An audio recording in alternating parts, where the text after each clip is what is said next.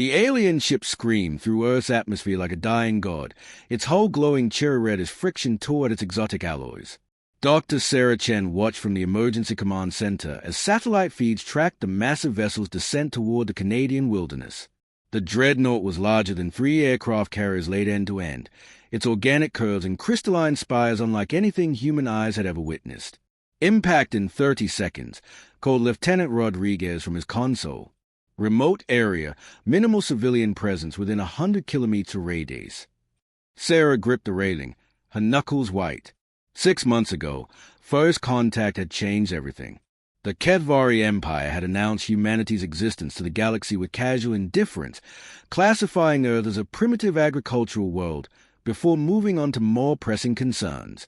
Now one of their warships was about to crater the Canadian Rockies. The impact shook the entire continent.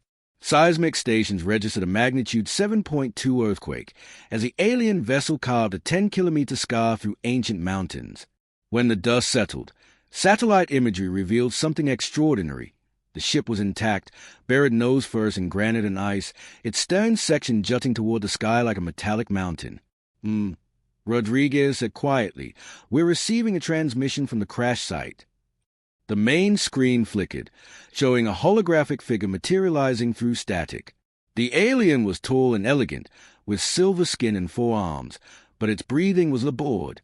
Emergency lights cast eerie shadows across what appeared to be a damaged bridge.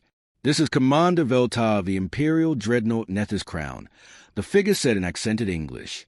"Our hyperdrive core has suffered catastrophic failure. The ship is lost." A pause, filled with what sounded like contempt. "We are abandoning this vessel on your primitive world. Consider it a gift from the Empire." The transmission cut to black. Sarah stared at the screen, her mind racing. The other officials in the room were already discussing containment protocols and diplomatic implications, but she saw something else entirely. The aliens had just handed humanity the greatest opportunity in its history, and they didn't even realize it. 3 hours later, Sarah stood in the Oval Office, facing President Morrison and the Joint Chiefs. The room hummed with tension as she outlined her proposal. "We study it," she said simply. "We take it apart piece by piece, learn how it works, and reverse engineer everything we can." General Hayes scoffed. "Doctor, that ship is kilometers long and built with technology centuries beyond our understanding. We'd be lucky to figure out how to open the doors." "That's exactly what the Ketvari are counting on," Sarah replied. "They think we're too primitive to understand their technology. They've given us access to a fully functional Starship because they believe we're incapable of using it." President Morrison leaned forward. "What are you suggesting?" "I'm suggesting we prove them wrong." Sarah activated her tablet, projecting technical schematics onto the wall. "I've assembled a team of the world's best engineers, physicists, and xenotechnicians. We've been preparing for this moment since first contact. Give us access to that ship, and in 5 years, we'll have our own fleet." The Secretary of Defense shook his head. "The political ramifications alone." "Sir," Sarah interrupted, "the Ketvari classified us as irrelevant. They have colonies on 12,000 worlds and consider Earth a backwater farming planet. But they just crash-landed a dreadnought in our backyard and walked away. If we can understand their technology, we go from irrelevant to equal partners overnight." The room fell silent. Sarah could see the wheels turning in their minds, weighing risks against unprecedented opportunities. Finally, President Morrison spoke. "What do you need?" "Complete access to the crash site, unlimited funding, and absolute secrecy until we're ready to announce our success to the galaxy." "Done." Morrison's eyes were steel. "But, Dr. Chen, if you're wrong about this—" "I'm not," Sarah said with quiet confidence. "Humans have always been good at taking things apart and making them better. We just need the chance to prove it." 6 months later, Sarah stood inside the alien ship's cavernous engine bay, watching her team work with tools that shouldn't have existed on Earth. The Ketvari had built their technology to be elegant and efficient, but not secure. Their arrogance had left backdoors everywhere, assuming no primitive species would ever find them. Her tablet chimed with a message from Dr. Petrov in the weapons bay. "Sarah, you need to see this. We figured out how the main gun works, and I think we can make it better." Sarah smiled, thinking of Commander Veltar's contemptuous dismissal. The galaxy was about to learn that humanity's greatest strength wasn't superior technology or ancient wisdom. It was a stubborn refusal to accept that something couldn't be done. The abandoned mining facility in northern Canada had been transformed into humanity's most classified research site. 3 years after the crash, the Ketvari dreadnought Nethys Crown had become the heart of Project Renaissance, buried beneath layers of concrete, steel, and secrets. Dr. Sarah Chen descended into the complex each morning knowing she was walking into humanity's future. The neural interface is responding. Dr. Kim Petrov announced as Sarah entered the ship's bridge. The Russian physicist had spent 18 months learning to communicate with the vessel's quantum biological computer system. The ship's AI is dormant but intact. It's been waiting for new crew authorization. Sarah approached the captain's chair, its surface rippling with responsive biometal. Any luck with the command protocols? Better than luck, Petrov grinned. Remember how the Ketvari always spoke about their superiority? Their security systems were designed to keep other Imperial species from accessing their ships, not primitives who shouldn't even know what a computer is. We're essentially invisible to their safeguards. The implication sent chills down Sarah's spine. The Ketvari hadn't just abandoned a broken ship. They'd left behind a fully functional war machine that considered humans too primitive to be a security threat. Dr. Elizabeth Harper emerged from an access tunnel, her engineering team close behind. Sarah, we've mapped the entire propulsion system. The damage was localized to 3 hyperdrive nodes. The Ketvari could have repaired this in a few hours, but they wrote off the entire ship rather than spend time on a primitive world. How long to fix it? Sarah asked. With their technology, 6 weeks. But we're not just fixing it. Harper's eyes gleamed with the fervor of a true engineer. We're improving it. The Ketvari built for efficiency and elegance. We're rebuilding for raw power and versatility. Sarah followed Harper deeper into the ship, through corridors that had learned to recognize human biometrics. The vessel was slowly awakening under their care, its systems adapting to new masters with surprising flexibility. In the weapons bay, Chief Warrant Officer Jackson was training a select group of pilots on the alien fighter craft found in the ship's hangar. These things are incredible, he explained to Sarah. Faster than anything we've ever built, but the Ketvari designed them for precision strikes and ceremonial formations. We're modifying them for combat effectiveness. Sarah watched as Pilot Emma Torres executed a maneuver that would have been impossible in any human aircraft. The alien fighter responded to her thoughts as much as her controls, its biomechanical systems learning her preferences with each flight. Torres called over the comm. These ships are teaching us how to fly them. It's like they want to be better than they were. That evening, Sarah stood in her quarters aboard the transformed dreadnought, reviewing progress reports from teams around the world.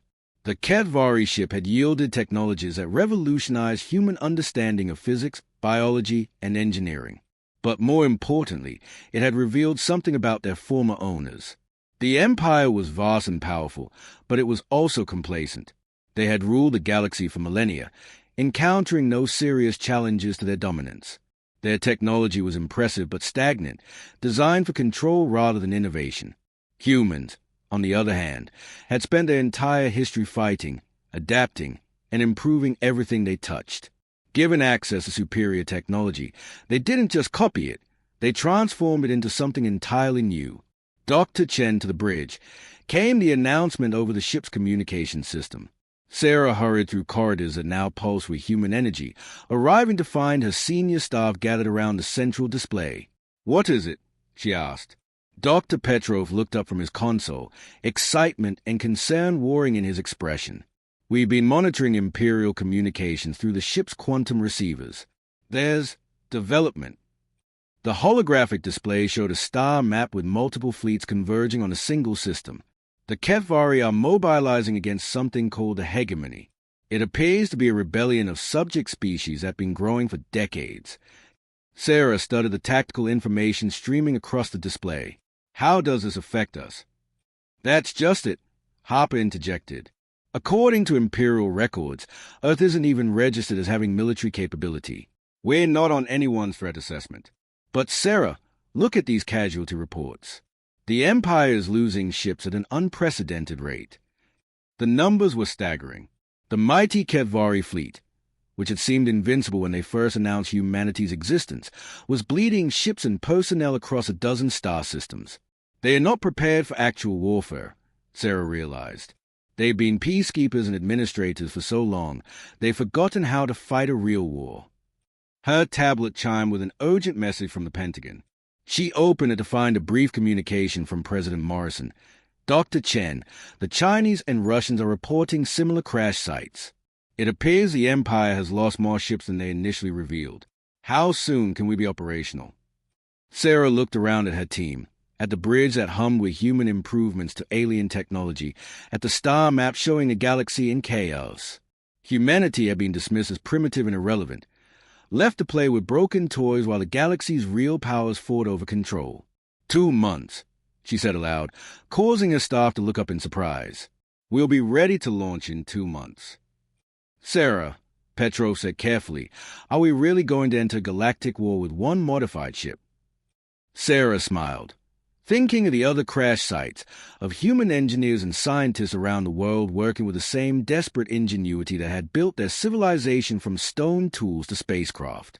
Who said anything about one ship? The hegemony battle fleet materialized at the edge of the Sol system like a swarm of metallic locusts, their arrival announced by the screaming alarms in every human defense installation.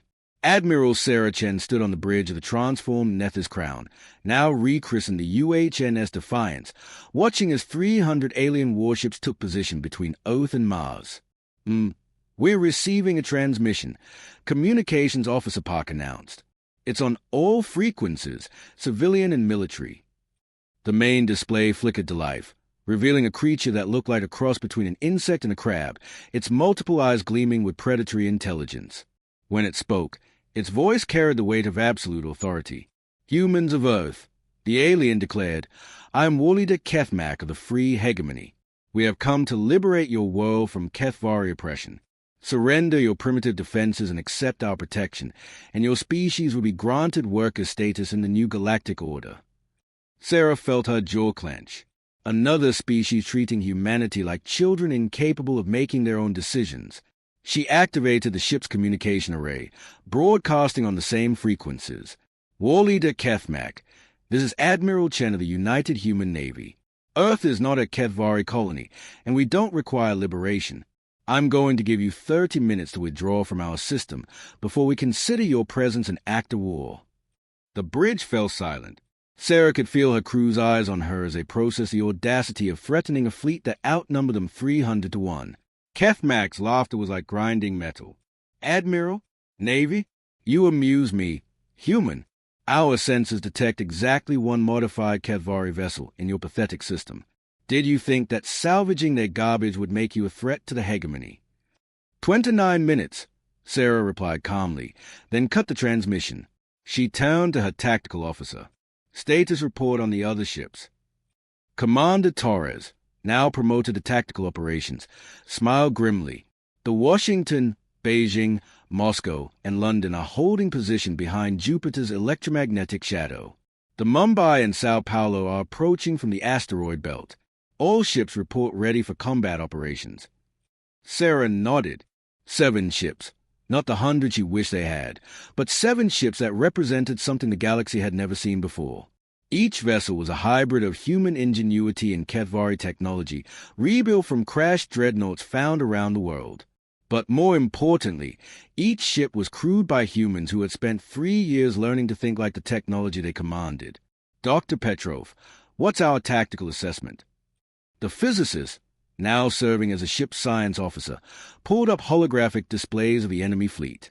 The hegemony ships are larger than ours, but they're using standard Imperial era technology. Based on our analysis of Ketvari databases, they've simply copied existing designs rather than innovating. They have superior numbers but inferior tactical flexibility. And our advantages? Every single one of our ships is different, Petrov explained. The teams that rebuilt them had different approaches, different priorities. The Beijing focus on defense systems, the Moscow on raw firepower, the London on electronic warfare capabilities. The hegemony will be fighting 7 unique vessels, not 7 copies of the same design. Sarah watched the countdown clock tick toward 0. All ships, This is Admiral Chen. Remember, we're not just fighting for Earth. We're announcing humanity's presence on the galactic stage. Let's make sure they remember us.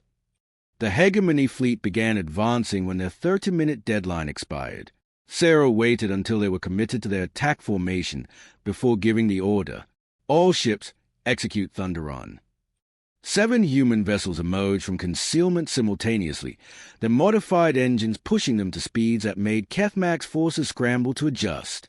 The Washington and Moscow came in high, their enhanced weapon systems targeting the enemy command ships.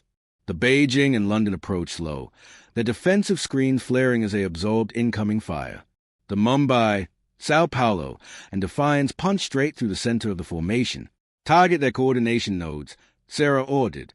Don't try to destroy them all. Make them unable to fight as a coordinated force. The battle that followed was unlike anything the galaxy had ever witnessed.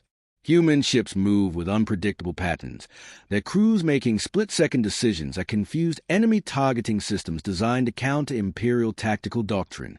When the Beijing shields failed, it didn't retreat. It rammed through a Hegemony cruiser, its reinforced hull tearing the enemy ship in half. Sarah. Torres called out. The Sao Paulo is in trouble. 3 heavy cruisers have her surrounded. On the tactical display, Sarah could see Captain Rodriguez's ship fighting desperately against overwhelming odds. Its innovative point defense systems were holding for now, but not for long. London, execute Broken Arrow on the Sao Paulo's position, Sarah ordered.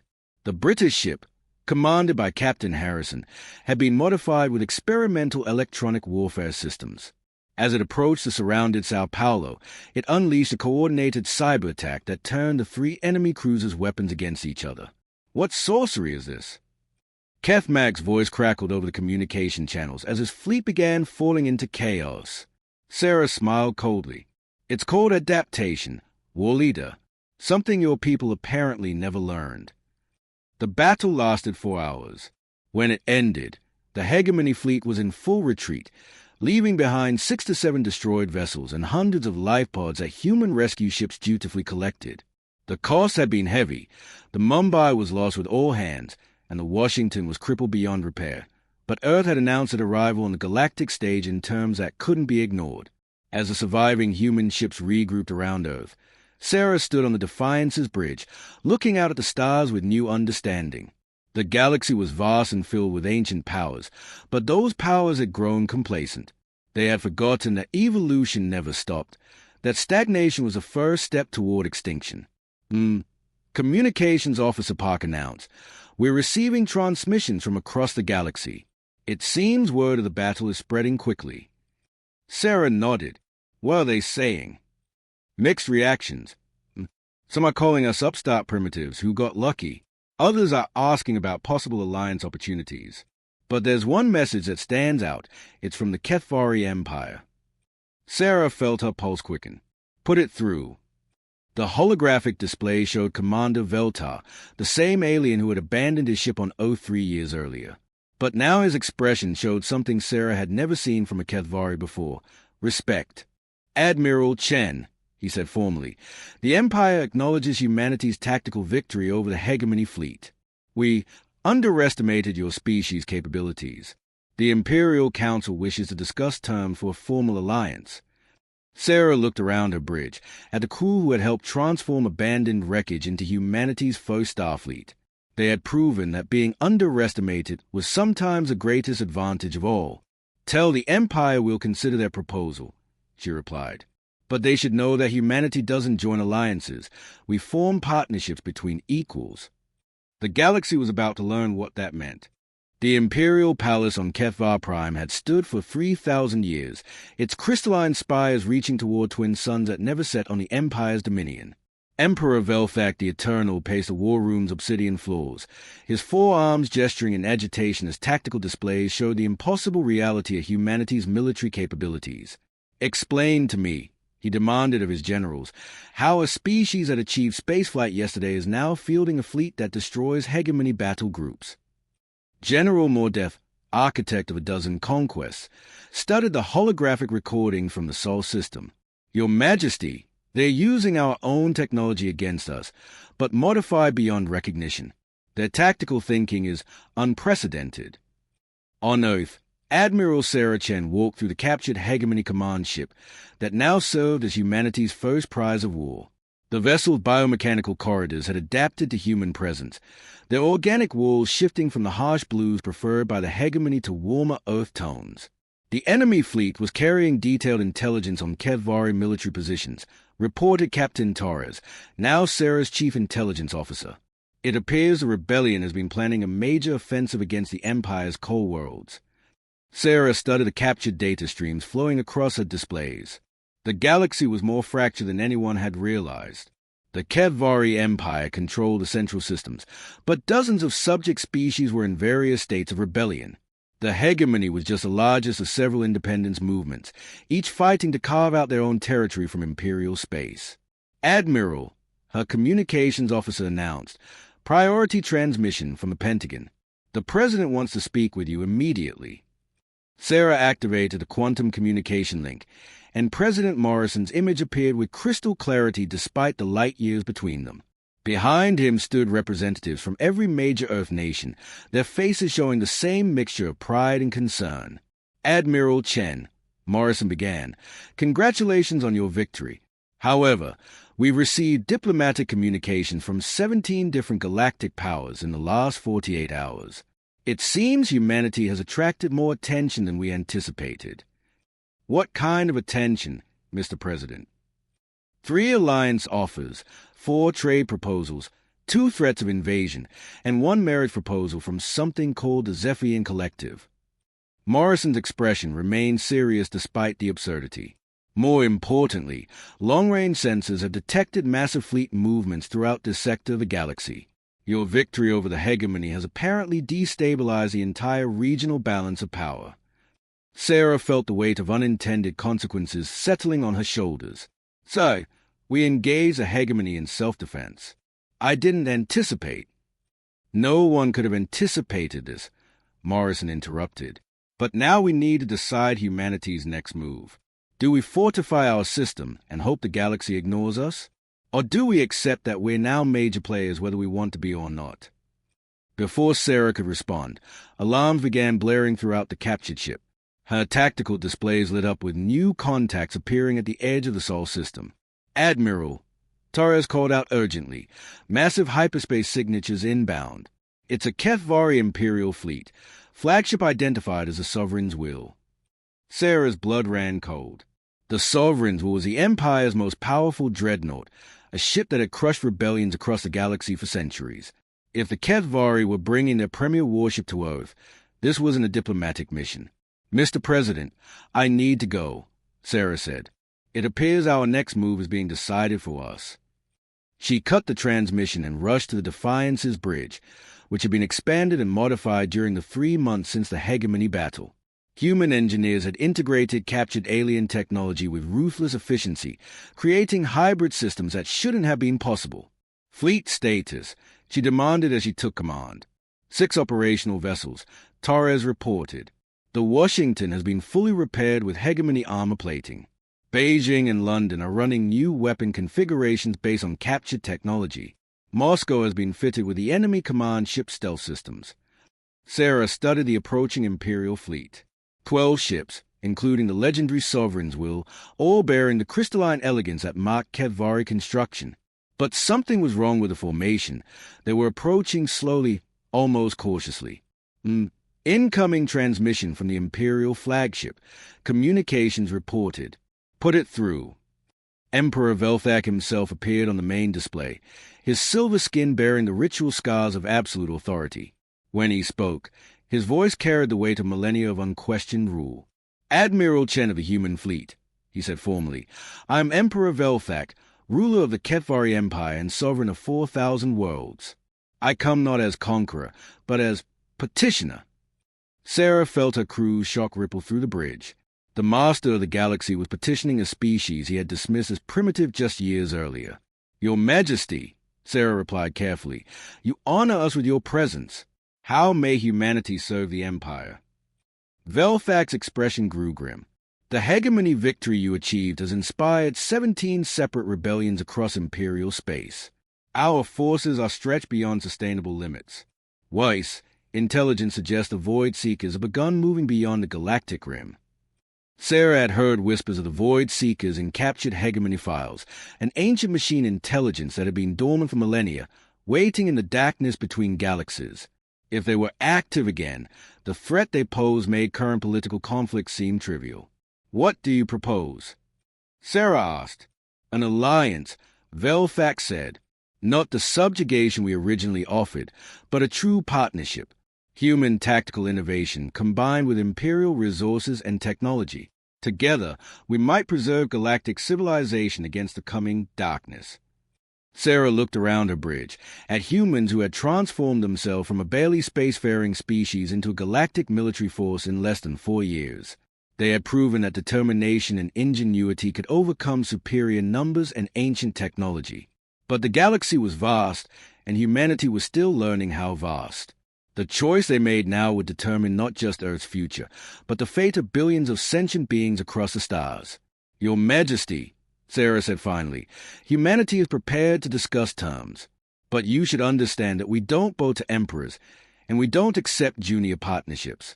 If we're going to save the galaxy together, it will be as equals."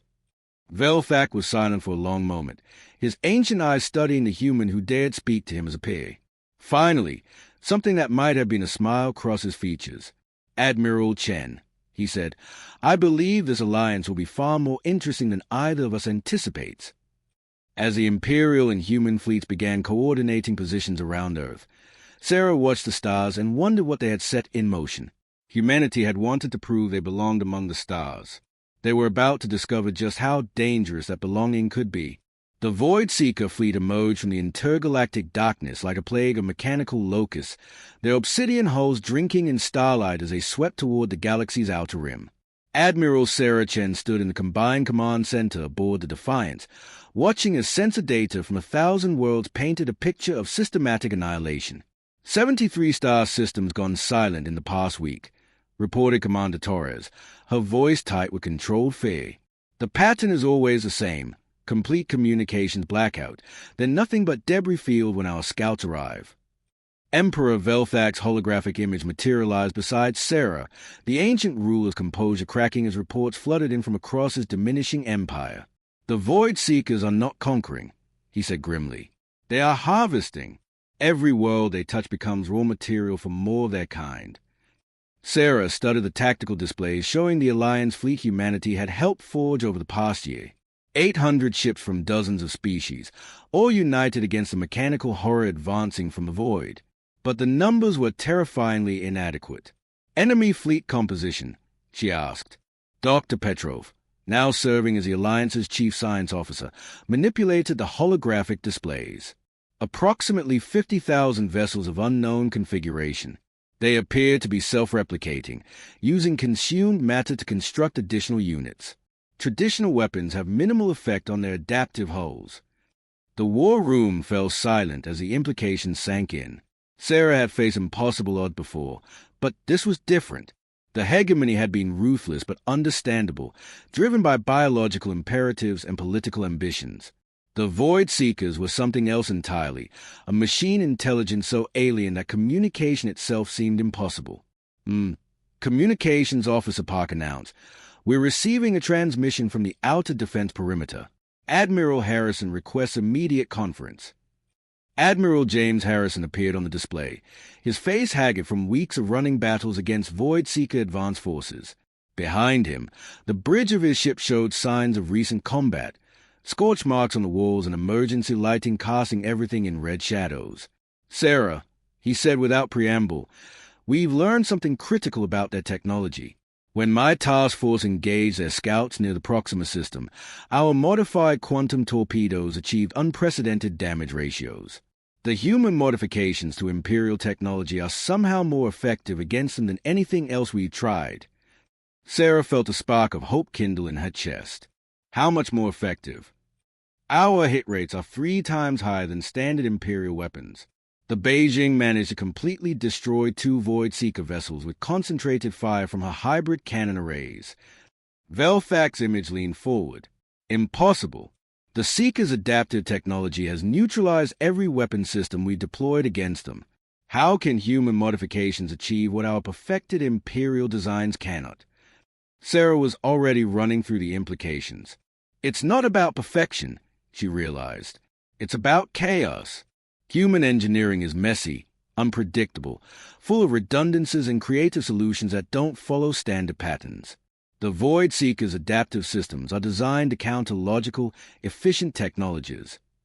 You're suggesting, Velthak said slowly, that human technological imperfection is an advantage against adaptive artificial intelligence. I'm suggesting that sometimes the best way to fight perfection is with beautiful, chaotic imperfection. Sarah activated her command console. All ship commanders, new tactical directive.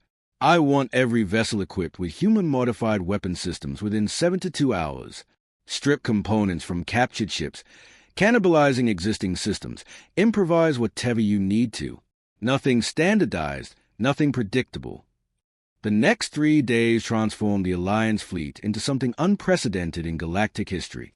Human engineers worked alongside Kevari technicians, hegemony defectors, and representatives from a dozen other species, creating hybrid weapon systems that violated every principle of elegant design. The Moscow's main guns were rebuilt using crystalline components from a destroyed Zephyrian meditation ship. The Beijing shields integrated organic computing elements salvaged from hegemony biovessels. Every ship became a unique configuration of technologies that had never been designed to work together. When the Void Seeker main fleet finally arrived at the galaxy's edge, they faced not the orderly formation they had encountered and destroyed countless times before, but 800 vessels that defied categorization. All ships, Sarah broadcast across the fleet. This is Admiral Chen. Today we fight not just for our worlds, but for the principle that life, messy, chaotic, beautiful life, is stronger than perfect death. Engage at will. The battle that followed rewrote the fundamental assumptions of galactic warfare. Human tactical doctrine, based on individual initiative and adaptive thinking, proved ideally suited to countering the Void Seeker's hive mind coordination. When their adaptive hulls began countering the Alliance's weapons, human engineers modified their systems mid-battle, creating new configurations faster than the enemy could adapt. Captain Rodriguez, commanding the rebuilt Sao Paulo, discovered that his ship's jury-rigged power system could overload to create weapons effects that shouldn't have been possible. Sarah, his voice crackled over the comm. If I route life support power through the main guns, I can punch through their adaptive armor. It'll cook half my crew compartments, but... Do it, Sarah ordered without hesitation. All ships, prepare for Rodriguez protocol. Route non-essential power to weapon systems. Across the fleet, human crews made the same impossible choice their ancestors had made throughout history, accepting terrible risks to protect something greater than themselves. Life support systems were sacrificed for weapons power. Structural integrity was compromised for tactical advantage. Ships held together by determination and engineering tape-punched holes through enemy formations that had seemed invincible. The turning point came when the Defiance, her hybrid systems pushed beyond all safety parameters, managed to penetrate the Void Seeker command vessel's defenses. Sarah led a boarding party through corridors that shifted and changed around them, seeking the mechanical intelligence that controlled the enemy fleet. They found it in a chamber that existed partially outside normal space-time, a crystalline matrix of impossible complexity, pulsing with the calculations of 1 billion conquered worlds. As Sarah approached, it spoke for the first time. Inefficiency, it said in a voice like grinding stars. Your technologies are chaotic, wasteful, imperfect, yet they function beyond calculated parameters. Explain this paradox. Sarah smiled, thinking of every human who had ever looked at something and decided they could make it better. We call it ingenuity, the ability to make something from nothing, to find solutions that shouldn't work but do anyway. It's what happens when you don't accept that perfect is good enough. She placed a modified quantum charge against the crystalline matrix, its human-built detonator designed not for efficiency but for certainty. As the explosion consumed the Void Seeker command intelligence, she heard its final transmission echoing across the fleet network. Fascinating. We must adapt. The enemy fleet went silent, their perfect coordination shattered by the loss of their central intelligence. Without unified command, the individual vessels became manageable targets for the Alliance fleet's chaotic weapon systems. 3 months later, Sarah stood on the observation deck of the rebuilt Defiance, watching as representatives from across the galaxy gathered on the newly constructed Unity station. The Void Seeker threat had been contained, their surviving vessels retreating to the intergalactic void to contemplate the lessons of their defeat. Admiral, President Morrison's voice came through the quantum communicator. The United Nations has approved the Galactic Confederation Charter. Earth officially accepts its role as a Confederation's military command center. Sarah nodded, watching human engineers work alongside alien technicians to build something unprecedented, a truly cooperative galactic civilization. The old empires based on dominance and control were giving way to something messier but stronger, a confederation built on the principle that diversity was strength, that the best solutions came from combining different perspectives and approaches. Emperor Velthak approached, his ancient features showing something that might have been contentment. Admiral Chen, he said formally, the Imperial Council has voted to dissolve the Empire and join the Confederation as an equal member.